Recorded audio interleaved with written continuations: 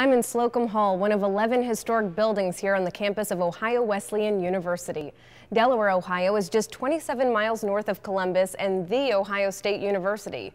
Athletically, the distance might seem even farther, but in fact, the Battling Bishops first played football against Ohio State in 1890. The schools played a total of 29 times, and Ohio Wesleyan won 2 of those games.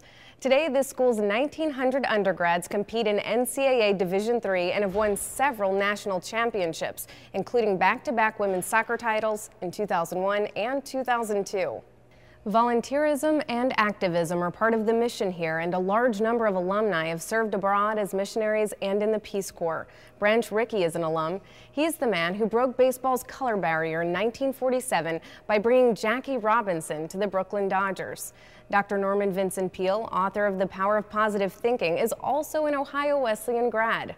Today, swimmers David Gatz and Usman Javaid are seniors here and are worthy heirs to the school's great traditions.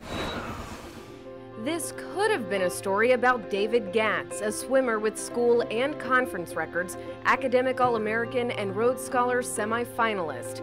Or it could have been about Usman Javaid, a student from Pakistan who came to Ohio Wesleyan University and was elected president of the Student Affairs Council and started the school's debate team.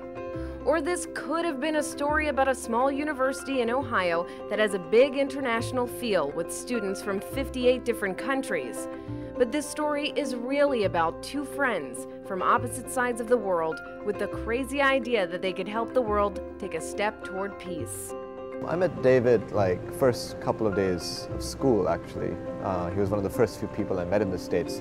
We were in a practice session. We decided to challenge each other to a couple of races. We had a good time, and before we knew it, we were best of friends. Usman and I have a lot of what would appear to be big differences between us. I was born in a very small town, Delaware, Ohio, and never ventured outside of the United States.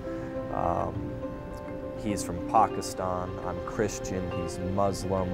They were so different in their culture and their growing up, in their worldview, and yet the more they got to know each other, the deeper that friendship and that loyalty became. I've joked about him being my twin from halfway around the world that I didn't know existed until I came to college. I mean, we've got a lot of the same philosophies and came together really well on that. We talk about different things and the differences between what he grew up with and what we grew up with, and it's just such a great learning experience, not only for him, but for those kids that are local.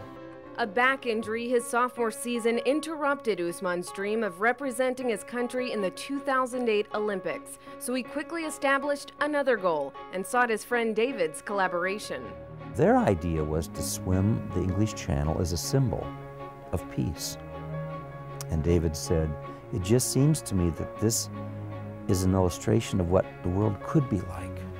If Usman and I can become friends, maybe there's hope for others." The main goal of channeling peace was to show the people of my country and the people of David's country that we can get along.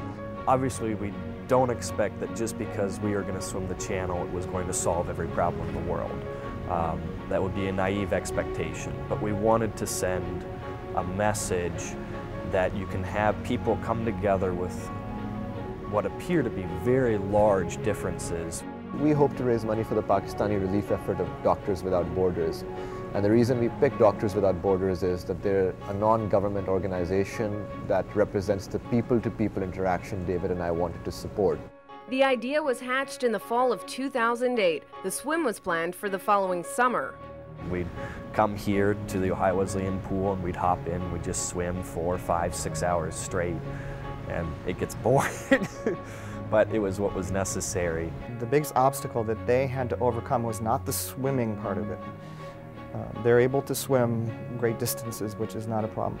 What they were not used to was, number one, the temperature. We would go and swim in Delaware's Alum Creek, and that used to be very cold at the time. We would get into the showers, have long cold shower competitions. We would take ice baths. I remember him coming in the day after he did his first cold swim at Alum Creek, and he talked about, all going into semi-convulsions and that from the cold. And I told him, you understand, it's just going to be cold. This is going to be difficult. He appreciated that, but it didn't deter him. The boys were ready, but the world was not. Last August, David was already in England when the word came. Usman's visa had been denied by the British government. Well, the first thing I did was swear. I was really upset. Well, initially I was devastated, of course. Our understanding is that they thought that the channel was a guise for Usman to get into the country and then never leave, because they didn't think anyone would actually from Pakistan would be coming to do that when he was. When he was denied his visa, and we started to think, oh, this is terrible, this isn't going to happen the way it should, we started to realize that this is really what Channeling Peace was about, is that the people in Pakistan who don't have the same rights as, say, in America.